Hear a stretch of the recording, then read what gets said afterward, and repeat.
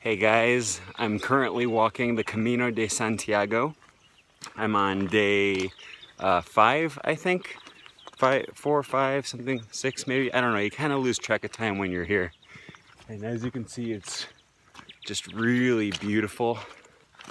And I wanted to talk a bit about learning Spanish on the Camino, practicing Spanish. Because one of the things that I was really looking forward to on this Camino was practicing my Spanish and polishing it up a bit. And what I discovered is it's quite difficult. So if you're planning on coming the Camino, watching this and kind of wondering if you're going to be able to get some Spanish practice, it's surprisingly difficult to do, considering you're walking straight through the heart of a Spanish-speaking country. And the reason for that, I don't know if you can see here in the distance, it's a good long view. There's about, it might be kind of small to see in the camera, but there's a good 15 or 20 people ahead of me that are also walking the Camino.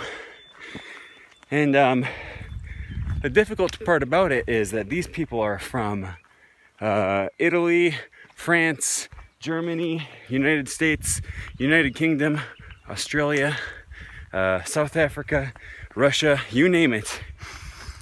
Surprisingly few are from Spain. And as a matter of fact, I don't think I've met even one person walking the Camino who's from Spain. And of course, these are the people that you spend the day with. You walk all day and you get to the next destination, and then you usually spend a few hours in whatever village you're in that day, and that's fine. But the vast majority of the day is spent, walking with other people who speak English to you. Now, like I said, there are a pretty good number of people who speak French on the Camino, so I have gotten some practice speaking French. Spanish is actually more difficult, surprisingly. Now, of course, you try to make do with what you have. Wow, look at that! Look at this stuff in the background. Isn't that beautiful? That's why you got to come do the Camino de Santiago. And there's a little village in the, I don't know, where is it? A little village in the mountaintop back there, if you can see it.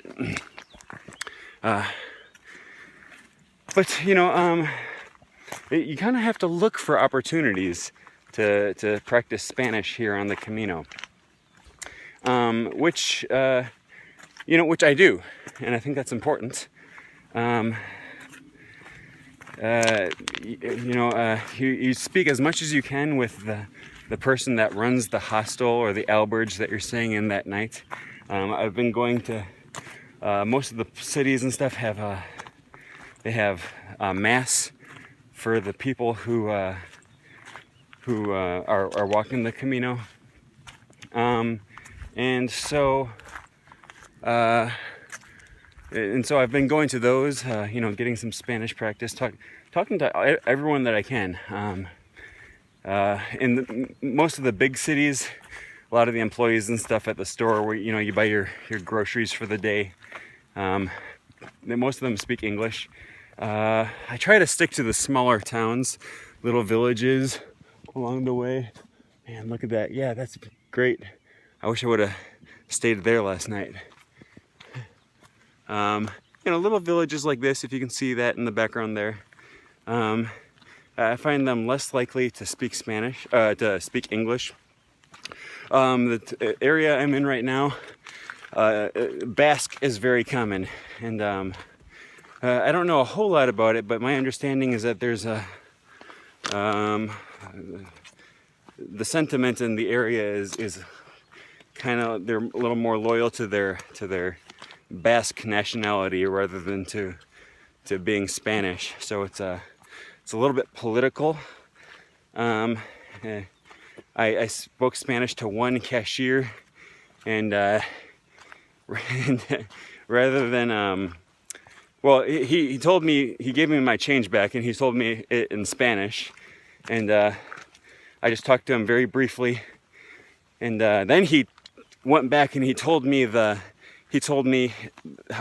my change. You know, I got €5 and 35 cents back, and he told me it in Basque, and you know, I just showed a little bit of interest in his language, and he seemed very excited to teach me a little bit of Basque. And I asked him several times to repeat it, and he goes, I don't remember what it is now, this was several days ago, but he taught me how to say €5 and 35 cents in Basque. And it was surprisingly difficult. But you know, I made a little connection, and I think it kind of brightened his day a little bit that someone would take interest in this language that he's very proud of. Man, I cannot recommend the Camino highly enough. If you've ever thought about it, then you have to do it. It's just the greatest thing. You don't have to go all the way to Santiago. A lot of people are just doing it for a week, for 3-5 days. If you can, you know, if you can spare a week for vacation, then I would highly recommend the Camino. And there's no age limit. I was with one guy who's 73 years old and walking the Camino with a cane, but he's doing it, and it's just great. If you've never heard of it, look it up. El Camino de Santiago, or the Way of St. James. You don't have to be religious to do it.